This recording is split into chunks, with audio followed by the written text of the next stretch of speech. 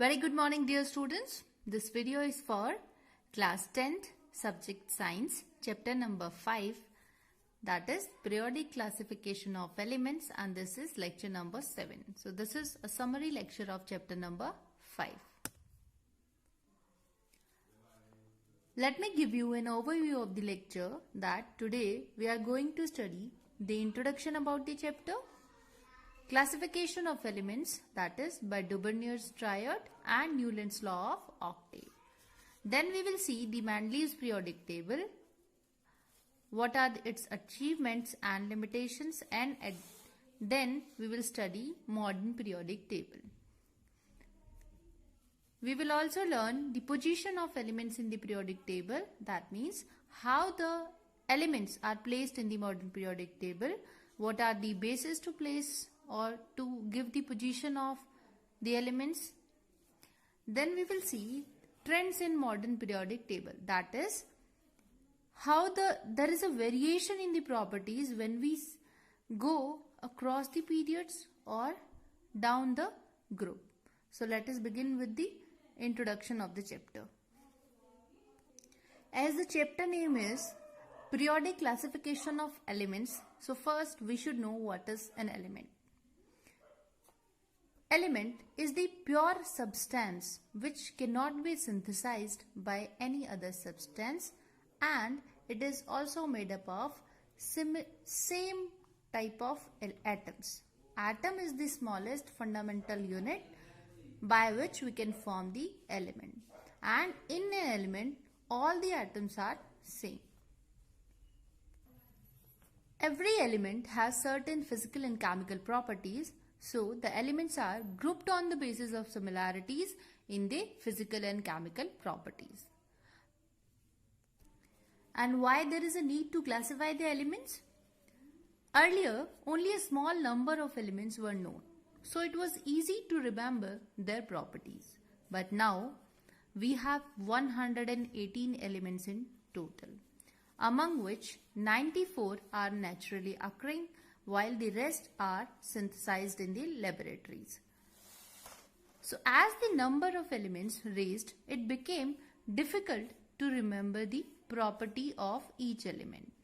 That is why it was felt that the elements should be grouped according to the chemical and physical properties, so that it would be easy to remember the properties of the elements, and it will be easy to understand the various properties of the elements as well. Now let us see what are the ways in which the elements are classified. Although various scientists, they classified the elements in metals and non-metals before Dubernier's triad as well. But the first known classification was done by Dubernier's, and that this classification was focused on the atomic masses of the element, because Dubernier, he said that atomic mass is a fundamental property and it can govern the physical and chemical properties of an element. That is why he focused on the atomic masses, and he tried to place the elements according to the atomic masses, and then he tried to group the elements according to the physical and chemical properties. So here Dubernier's triad means a triplet. And why this is called a triplet or triad? Because he grouped three elements on the basis of atomic masses. And what he said? According to Dubernier's triads, elements are made up of atoms, and atoms have a characteristic mass. So according to him, when elements are arranged in the order of increasing atomic mass, the atomic mass of the middle element is nearly equal to the average mass of the other two, and its properties are intermediate between the other two. These were the three triads, or you can say group of three elements that were formed by Dubernier. The first was lithium, sodium and potassium. Second was calcium, chlorine, bromine and iodine. Third is calcium, strontium and barium. And how did he place them? According to the increasing atomic masses in such a way that the atomic mass of the middle one is average of the first and the second atomic mass. Like the atomic mass of lithium is 7 and the potassium is having atomic mass 39, and when we get the average it's 23, which is equal to the 23, which is atomic mass of sodium. And the properties of sodium will also be the intermediate properties of lithium and potassium. So the same way he was able to form 3 triads. Although he tried his best, but there were some limitations in his grouping. First, applicable only for a limited number of elements. Only atomic mass was the basis, which is not the only fundamental property which can govern the chemical and physical properties of the elements. Third is possibility of grouping of dissimilar elements was there. And because of all these limitations, this theory was failed. And the second law or the second study that was done in the same field was Newland's law of octaves. This study was given by Newland and he gave a law called Newland's law of octaves. Octave means a group of 8. So how did he form it? He said that every 8th element had the properties similar to the first element. He compared this theory with the music notes, that is sa re ga ma pa, and these were the 7 words, and again it comes sa re ga ma pa dha ni sa. So sa was the 8th word which was coming again. So he compared it with it and he said that when elements are placed in increasing order of their atomic masses, the property of 8th element are repeated. Even in Newland's law of octave or Newland's series that he formed, one triad of Dobrnir exists. Let us see how. This is Newland's octave, in which we have 1, 2, 3, 4, 5, 6 and 7. So we have 7 vertical columns and we have the elements placed in such a way that the 8th element is coming under the first element of the first row, because this element repeats the property of the first one, or the properties of this element matches with the element which is coming at the first position. So he compared it with musical notes sa, re, ga, ma, pa, dha, ni, and again sa is coming. So the same happens that when elements are placed according to the increasing atomic masses, then the 8th element repeats the property of the first element. So this is how the placement of element was done in Newland's octave. But Newland's octave was valid up to calcium. It was not. This rule was not followed by the elements which were having higher atomic masses, and that is why this rule also failed. Here you can see that one triad of Dobrnir's is existing here. So there are some of the similarities in the research of Dobrnir and Newland. So let us see the limitations of Newland's octave. Octave, that is 8. Because it is saying that every 8th element repeats the property of the first one. So that is why it is coming under the first element. That is why these elements are grouped together, that they are following the same trend. Limitations. First, that it is not valid for elements having higher atomic masses, or you can say higher atomic masses than calcium. And there was no place for future discoveries. No gaps were left that if some element is discovered in the future, where will that element be placed? So these were the limitations, and because of these limitations, this law failed, and then came Mendeleev's periodic table. So I named a term periodic table. First, we should know what is a periodic table. So periodic table is the arrangement of all known elements according to their properties in such a way that the elements of similar properties are grouped together in a tabular form. So that tabular form will be called as periodic table. Duvernier and Newland both were able to place the elements that were very few in number, and there were many limitations too. Although Mendeleev, he worked in the same direction, he also focused on the atomic masses of the elements. He gave a law, and according to this law, which is called Mendeleev's law, the chemical and the physical properties of the element are a periodic function of their atomic masses. And what do we mean by periodic function? Periodic function is a function which repeats itself after a particular interval or after a regular interval. That will be called a periodic function. So periodic function, or you can say the chemical and physical properties, are the periodic functions of their atomic masses of elements. And this law above said is known as law of chemical periodicity. First, he focused on the atomic mass of the elements, that what is the relation between the atomic mass and the properties of the elements.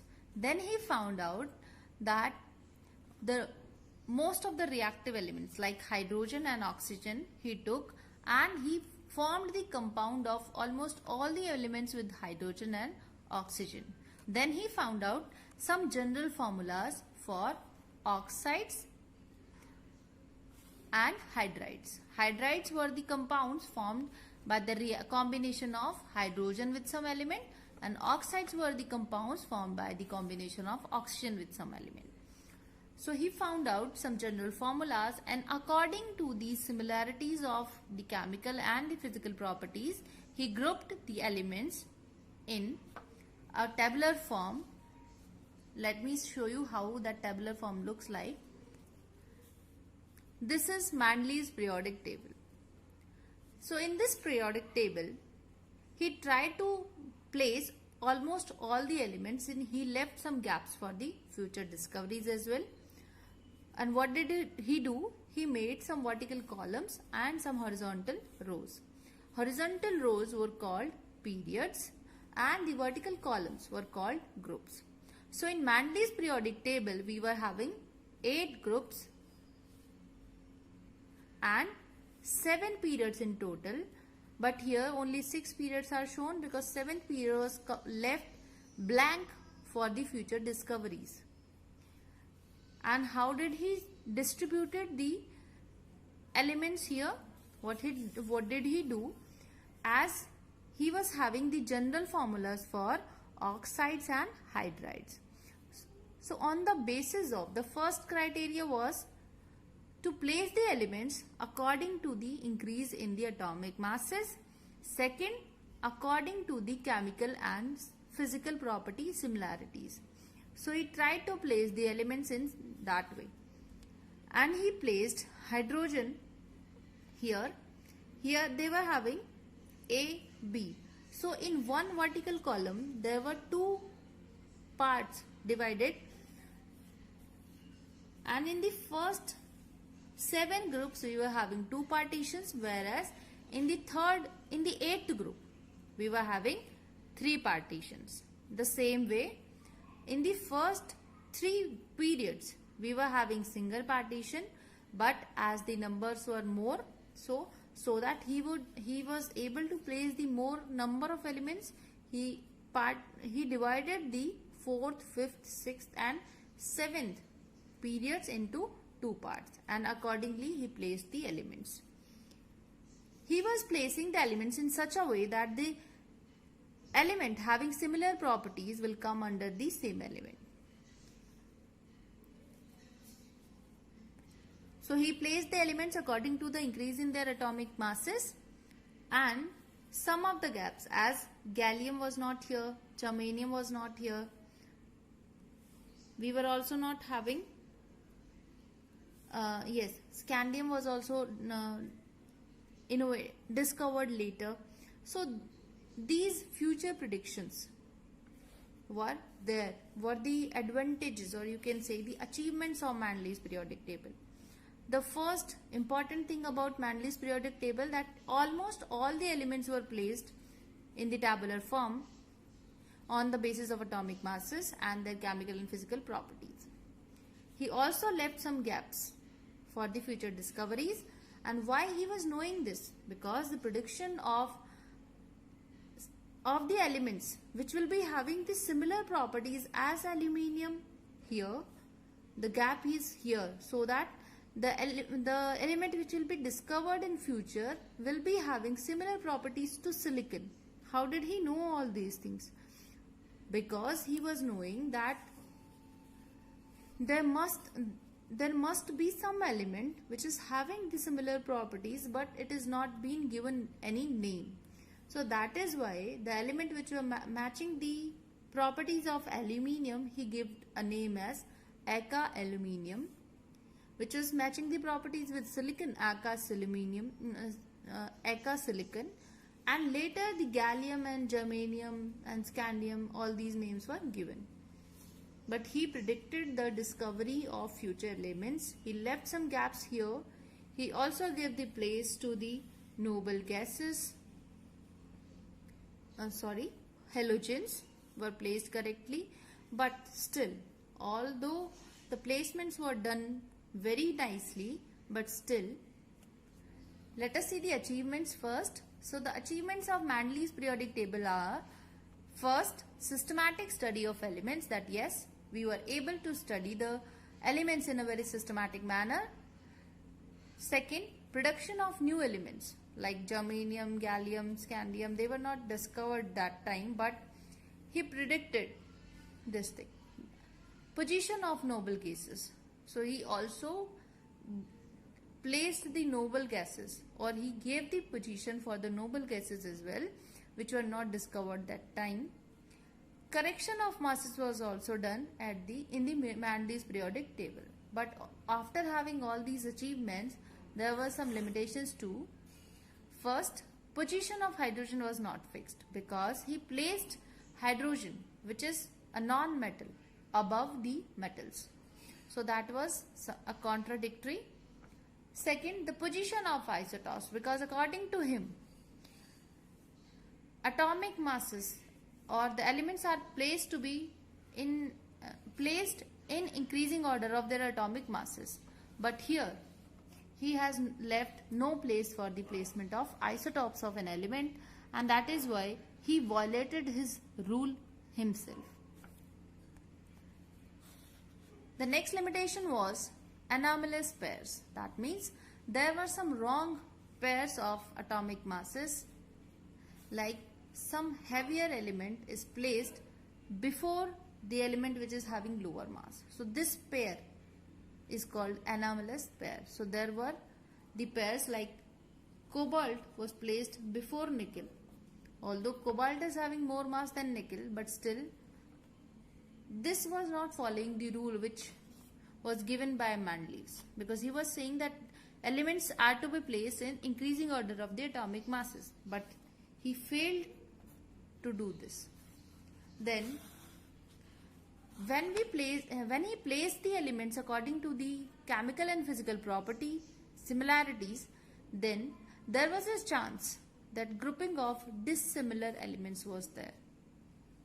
As we have studied that in the first group, there is a placement of lithium, sodium, copper and silver. But these are all dissimilar elements. Copper and silver are nowhere similar to lithium and sodium. So there were grouping of dissimilar elements, but along with this there was separation of similar elements too, because gold and platinum, they are similar in properties, but still they were placed separated in the Mendeleev's periodic table.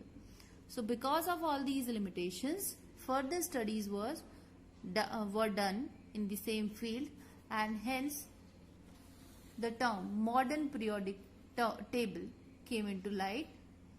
And according to the modern periodic table, which was done by Henry Moseley, along with him Niels Bohr, he also performed some experiment. When he was doing some other experiment, then he found out that atomic number is more fundamental property than atomic mass, because it is the atomic number which decides that which way that element will behave, that atom will behave, and that's how it is more correct to take atomic number as the more fundamental property.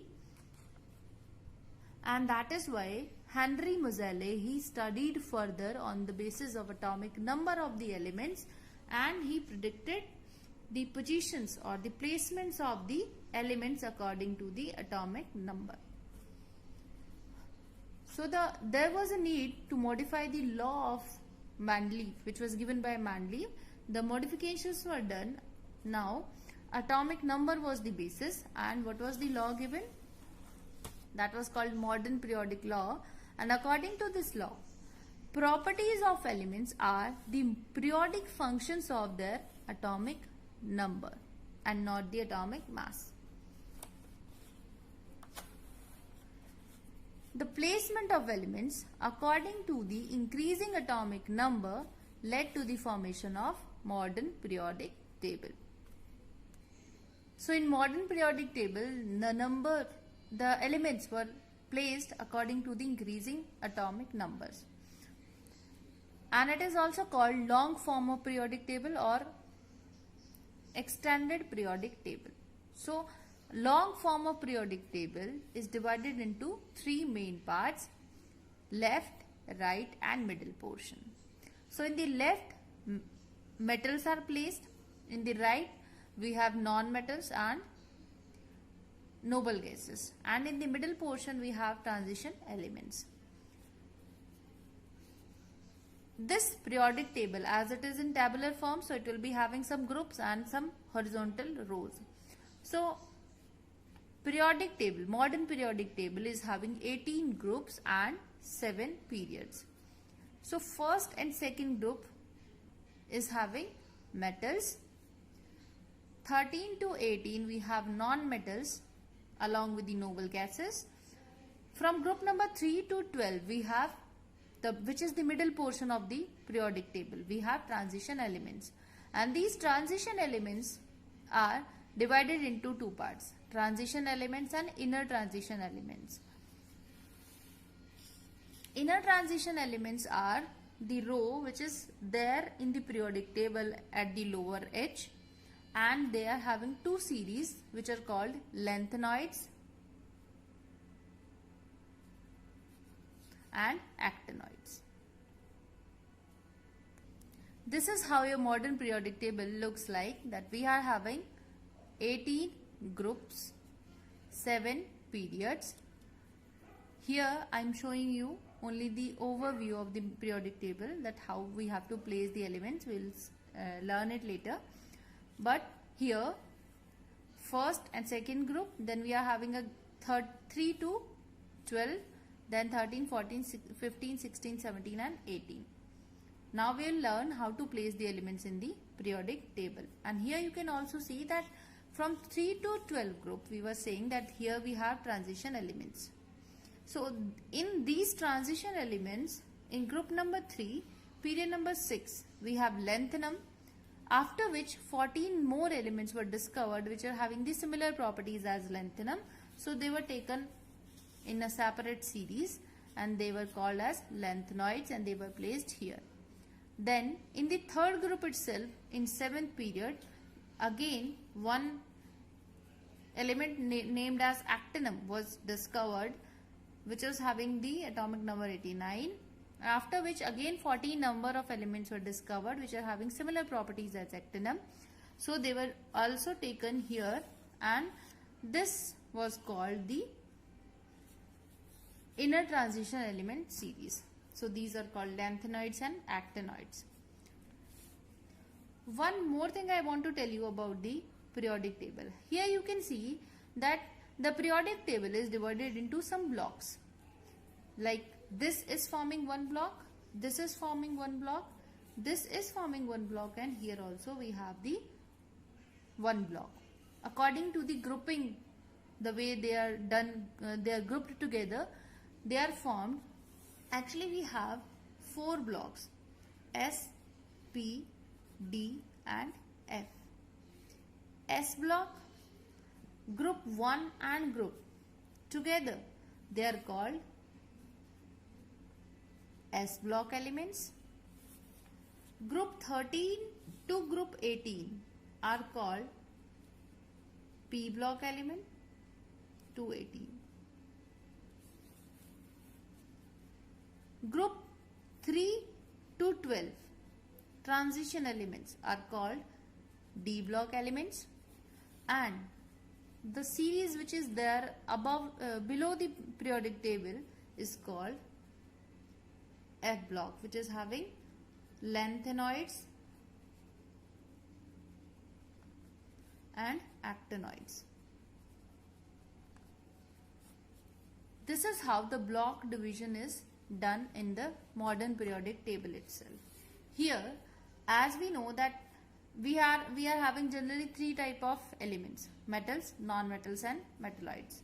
Metalloids are the elements which are having the properties or which can behave as both metals and non-metals. So here we have some of the metalloids. Here this side we have non-metals, this side we have metals, but especially the S block and P block elements, these are known as the representative elements of the modern periodic table, because these are the 2 main types of element which are there in the periodic table, that they are metals and non-metals plus metalloids. Here at the extreme end we have noble gases, because they are placed according to their reactivity, their chemical properties and their atomic number. This we will see in the this lecture only. So modern periodic table is having vertical columns which are called groups. They are 18 in number. Horizontal rows which are 7 in number called periods. And how the elements are arranged in the modern periodic table? According to the increase in atomic number and the similarities in the property. Let us have a quick understanding of what kind of elements are there in the modern periodic table. So the first type of element is main group elements, which are group number 1 and 2 and 13 to 17. Group number 1 and 2 are metals, whereas group number 13 to 17 are non-metals. Here I have told you that group number 1 and 2 is called S block, and 13 to 17, or you can say 13 to 18, is called P block. Then there are noble gases, which is the group number 18, and they are placed at the extreme right side of the modern periodic table. Then from group number 3 to 12 we have transition elements. Why they are called transition elements? Because they change, they have the ability to change from the most electropositive element to most electronegative element. In these elements, 2 outermost shells are incomplete. They are all metals having high melting and boiling points, good conductors of heat and electricity, and they are also get attracted towards magnets. Generally they are used as catalyst because of their variable valencies. Transition elements come into the D block. Then we have inner transition elements, which are called F block.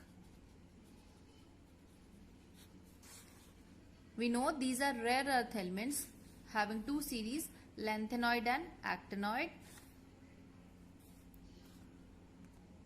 If we talk about the group 1 and 2, then these are metals. These metals are placed at the extreme left of the periodic table.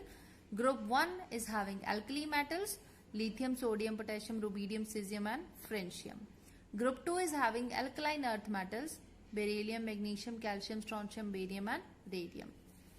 Alkali metals are soft, light and easily fusible. That means they react with the air or atmospheric moisture. Then non-metals, which are from group number 13 to group number 17. They are at the right of the periodic table. From group number 13 to 17 we have non-metals. Group number 13, the first element is boron. That is why this complete group is called boron family. Group number 14, first element is carbon. It is called, the group is called carbon family. The similar way, nitrogen family, group number 15. Group number 16, oxygen is the first element and they are also called chalcogens. Group number 17 is having fluorine, bromine, iodine and astatine. So all these are halogens because they are salt producers. So these are the non-metals. Then we have metalloids, which show the mixed property of both metal and non-metals. So these were all the types of elements which are there in the periodic table. Now let us see how to place the elements in the periodic table. So while giving a place to the element in a periodic table, we have to see the most important thing, that is Z, atomic number, because we have to place the element according to the increasing atomic number. And what is this atomic number? It is the number of proton or the number of electron. So this is the fundamental property which decides the physical and chemical properties of the element. An atomic number is having placements, or you can say when we start filling the electrons in different shells which are there around the nucleus, then this arrangement of electrons in different shells is called electronic configuration. So the position of an element is determined by the electronic configuration, and in this electronic configuration we will have an outer shell in which there will be some electrons, and these will be called the valence electrons. So the electrons present in the last occupied shell of any element is called valence electron, and these number of valence electrons gives the group number to us, that in which group that element will be placed. Because in a group we have to group the elements which are having similar physical and chemical properties, and the properties will be decided by the valence electrons. That means the elements which will be grouped together will have valence electrons similar, and that is how we get the group number of the element, and the period that we know that this is the placement of elements according to the increasing number. Filling the elements in the modern periodic table, as for 10th class level we have to learn the elements till atomic number 20. So we will fill elements till atomic number 20 only. So we have the first element is hydrogen, which is having atomic number 1. So it will come here. Then we have helium. It is placed here because helium is a noble gas. So that is why this is kept in an extreme right group. Then we have lithium. Then we have beryllium, boron, carbon, nitrogen, oxygen, then fluorine, and then neon. So up to here we have atomic number 3, 4, 5, 6, 7, 8, 9, 10.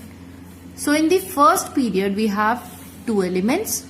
In the second period we have 8 elements. In the third period also we have 8 elements. Let us see how. Neon, and then we have sodium, magnesium, then we have aluminium, silicon, phosphorus, chlorine, oxygen के बाद it's sulfur, then we have chlorine, and here we have argon. And here below sodium we have potassium, which is having atomic number 19, then calcium, which is having atomic number 20. So this is how we place the elements. But how would we know that in which period how many elements will be there? So that is decided on the basis of electronic configuration, and we know that electrons are placed in 4 different shells, K, L, M and N. So the atomic number in the first shell we can have only 2 electrons. In the second shell we can have the 8 electrons.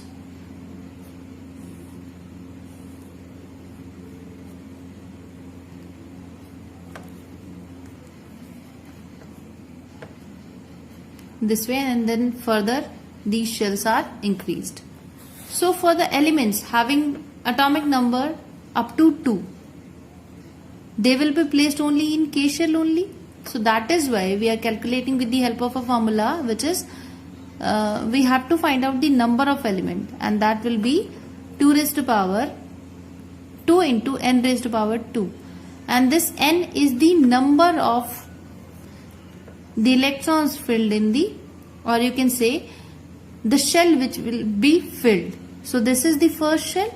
So in the first period we will have 2 elements. Then in the second we will be having, that will be 8 elements, and so on.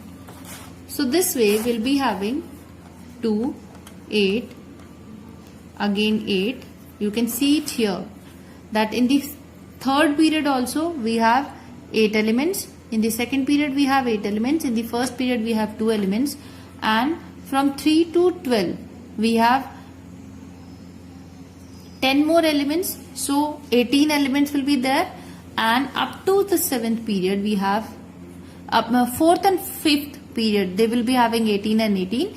Then in the 6th, as we know that in the 6th period, third group, we have 14 more elements which are counted here as lanthanoids and actinoids. So they will also be counted here, and we will have 32 elements. So this is how we know that how many elements can be placed in a group or in a period.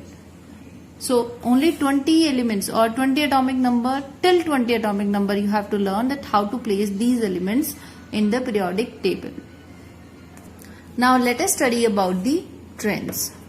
Trends, the properties of the elements, they depends on the electronic configuration, that means atomic number, and this electronic configuration changes regularly along the period and down the group in the periodic table.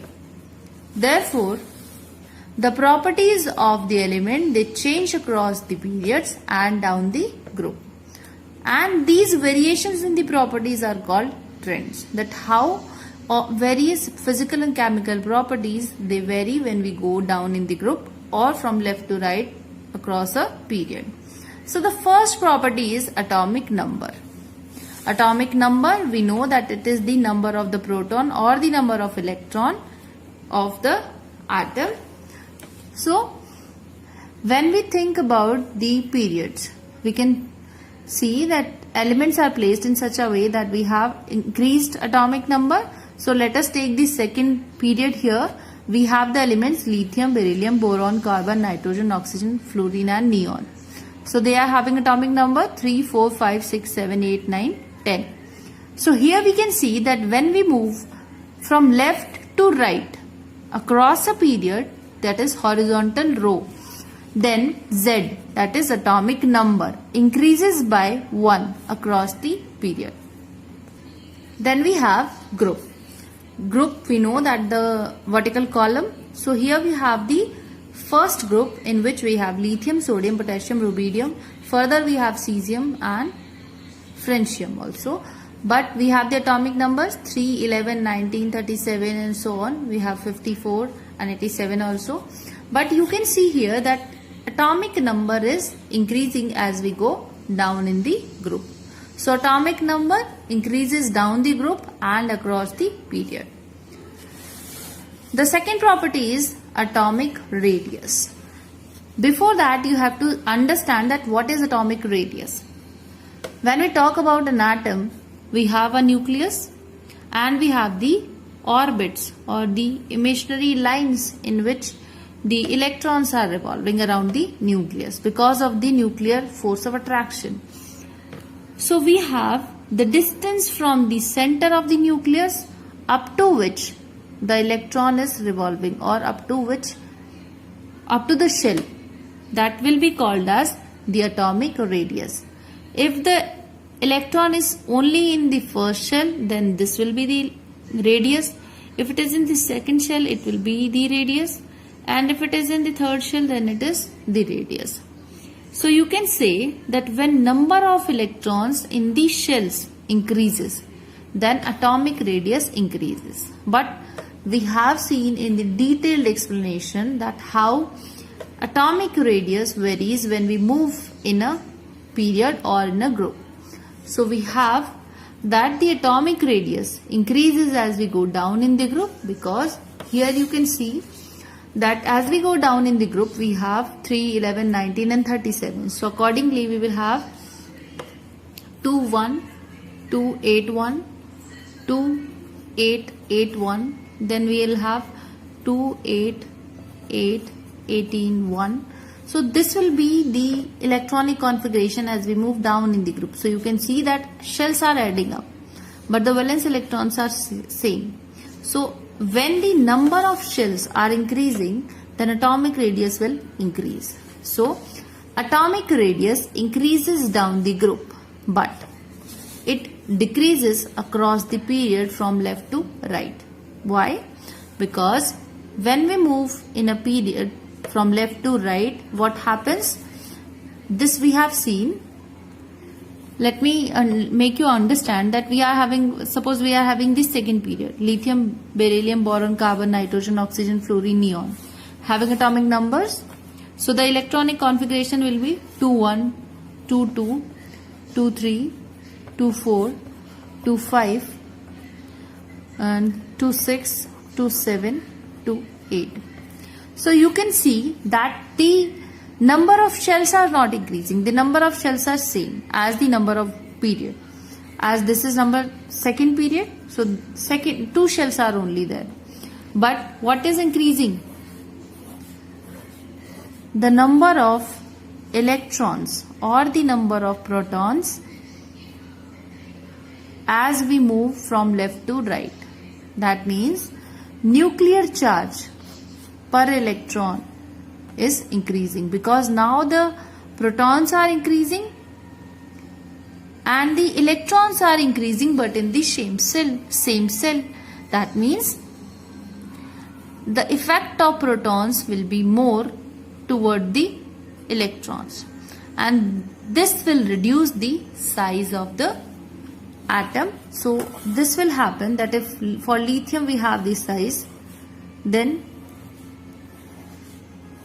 as we go across a period, this will happen to the atomic radius, that it will decrease. Exception is noble gases, because noble gases are having completely filled outer shells, so they can have a little bigger size as compared to the halogens. The third property is valence electrons. I have already told you that the electrons in the last occupied shell are called valence electrons.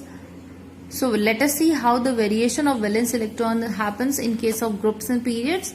So first we are talking about the group. So in the first group we have hydrogen, lithium, sodium and potassium. Their atomic numbers are 1, 3, 11 and 19. So accordingly we have electronic configuration 1, 2, 1, 2, 8, 1, 2, 8, 8, 1. So you can see that in the last occupied shell we have 1 electron. That means valency of the elements present in one group are same. Valence electrons are same. What is happening? Only shells are added up. What happens to the valence electrons as we go from left to right in a period? For example, we are having the second period. So you can see lithium, beryllium, boron, carbon, nitrogen, oxygen, fluorine and neon having atomic numbers written here, and the electronic configuration is 21, 22, 23, 24, 25, 26, 27 and 28. So the valence electrons are 1, 2, 3, 4, 5, 6, 7 and 8. That means across the period valence electrons increase by 1, but the number of shells 2, here also 2, shells remains the same. Then the next property that varies is valency. Valency is the number of electrons available for making further bonds, or you can say valency of the element depends on the valence electrons. It is equal to the number of valence electrons in case we have electrons, or you can say the valence electrons has 1 or 2, or it will be 8 minus the number of valence electrons in case of more than 2 valence electrons. For example, here you can see that the valence electrons are 1, 2, 3, 4, 5, 6, 7, 8. But the valency will be 1 for this, 2 for this, 3 for this, and up to here we have the 4. But this 5 is not the valency, because now this element will try to gain 3 more electrons and not to lose these 5 electrons, and that is why its valency will be 8 minus valence electrons. So this will be 3, then for this we will have 2, 1 and 0. So here you can see that valency is first increasing from 1 to 4 and then decreasing from 4 to 0.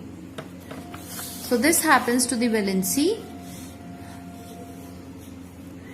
Across the period the valency is different, as it is increasing from 1 to 4 and then decreasing from 4 to 0. But down the group the valency remains the same, as we have seen in the case of group 1, that the valence electrons are 1 in number, so the valency will be 1 only. The next trend is electropositivity or the metallic character. Electropositivity, tendency to lose electrons and become more positive. So metals, as we know that metals are electropositive in nature, and in the periodic table we are going, when we move across a period, we are going from metal to non-metal. So from left to right, when we move across a period, then tendency to lose electron is decreasing. Hence we can say that electropositivity decreases from left to right across the period, but it increases down the group, because in the same group we have same kind of elements. For example, when we talk about the first group, we have lithium, sodium, then we have potassium, rubidium, cesium, francium. So as we go down in the group, the electropositivity increases. Why? Because as the number of shells increases, as we go down in the group, number of shells are adding up. So the force of attraction between the nucleus and the outermost electrons, or the electrons in the outermost shell, decreases because the atomic radius increases. And because of that force of attraction is decreasing, now it is more easier for this element to lose these electrons, and that is why metals or elements become more electropositive when we go down in the group, and that is why electropositivity increases down the group and decreases from left to right in a period. You can also compare it with metallic and non-metallic characters. As electropositivity is the metallic character, or it tends to the metallic character. That means metallic character decreases from left to right across the period and increases down the group. The reverse is electronegativity. The tendency to attract the electrons is called electronegativity. And we know that non-metals are having more number of valence electrons in their outermost shell. So they will not only attract, actually they will form sharings. They will share the electrons so that they can complete their octet. That is why this tendency of attracting the electron, which is called electronegativity, increases as we go across the period from left to right, and it decreases as we go down in a group. It can also be said that non-metallic character increases as we go across the period left to right, and it decreases down the group, because when we move down in the group, metallic character increases. The next is chemical reactivity. So chemical reactivity is basically dependent on the behavior of the metals and non-metals only. So for metals, the chemical reactivity increases down the group because electropositivity is increasing, and decreases across the period because electropositivity is decreasing across the period. That is why chemical reactivity of metals decreases across the period. In case of non-metals, decreases down the group because electronegativity is also decreasing down the group. That means the tendency to attract the electron is decreasing, and that is why they can be said that they are chemically less reactive as we move down in the group. But as we move from left to right across a period, the electronegativity or the chemical reactivity of the element is increasing. The next trend is ionization energy. Ionization energy is the energy required to remove an electron from a gaseous atom or ion to form positive ions. It is of two types. First, ionization energy, when we remove one electron from the gaseous atom, then it becomes M plus and one electron is lost. Second ionization energy, when this M plus again loses one electron from it and it forms M2 plus, then it is called second ionization energy. So in these kind of reactions, as we are removing the electron from the nucleus, or you can say we have to overcome the force of attraction between the nucleus and the electron. So we have to provide the energy to the system. So what happens when we move across the period and down the group? So as we go from left to right in a period, we have seen that nuclear charge per electron increases, and that is why as we move from left to right in a period, there is a requirement of more and more energy as we go from left to right, because nuclear charge per electron will increase, so more amount of energy will be required to remove more electrons from the atom. But as we move down in the group, we know that the atomic size is increasing, and because of this atomic size increase, as the atomic radius is increased, so the force of attraction between the nucleus and the outermost shell electrons is decreasing, and that is why the requirement of ionization energy down the group decreases. Another important term is electron affinity. Electron affinity means love towards the electron, or that has a capacity to attract the electron. So only non-metals generally have the affinity towards the electrons. Because they want to be more stable to get the noble gas configuration, so the energy required to add one electron to an atom is called electron affinity. For example, when chlorine atom adds up one electron to it, it becomes chlorine ion. And in this reaction, amount of energy is released, and that is why this is written as minus 349 kilojoules per mole, because this is the energy which is given out of the system. And when we move from left to right across a period, then there are variations in the electron affinity, because electron affinity is basically the measure of the stability of the electron of the atom. If the reactants are more stable, then they will not allow to add up the electrons to it, and hence the electron affinity will be a positive value. For example, noble gases. Noble gases are having completely filled orbits, so they will have the positive electron affinity. In case of metals, as they are electropositive in nature, they have a tendency to lose the electrons and not to gain. So almost zero in that case. For non-metals, because they have a tendency to attract the electrons, so the more electronegative the non-metal is, the more it has the tendency to attract the electron. So the large amount of electron affinity or the energy is released from the system. Now, as we have studied about the trends in the modern periodic table, now we can conclude that what are the advantages of the modern periodic table. So the first important advantage of modern periodic table is that no major changes were required in Mendeleev's periodic table, as it provided us the basis. It was having groups, it was having columns, but the basis was changed. That earlier we were having atomic mass as the basic fundamental property, but now atomic number was given the priority.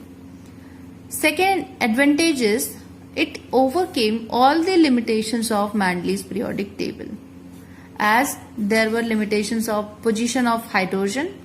Here, according to the atomic number, hydrogen is placed above the alkali metals as first element of the modern periodic table, but still this position is contradictory because hydrogen is a non-metal and it is placed above the alkali metals, strong metals. So that is a contradictory position, but it has overcome the limitation which was there in the Mendeleev's periodic table, that is position of isotopes. So here isotopes, as the atomic number is given the priority, so that problem is fixed now. Here the similarity, or you can say the grouping of dissimilar elements, that problem is also fixed, and the separation of the similar property elements is also sorted out. So these are all the advantages of the modern periodic table. So this was it for today's lecture. Today we have started from the beginning. We have done the various theories or the types of periodic tables given, like Daubernier triad, Newland's octave, and the Mendeleev's periodic table.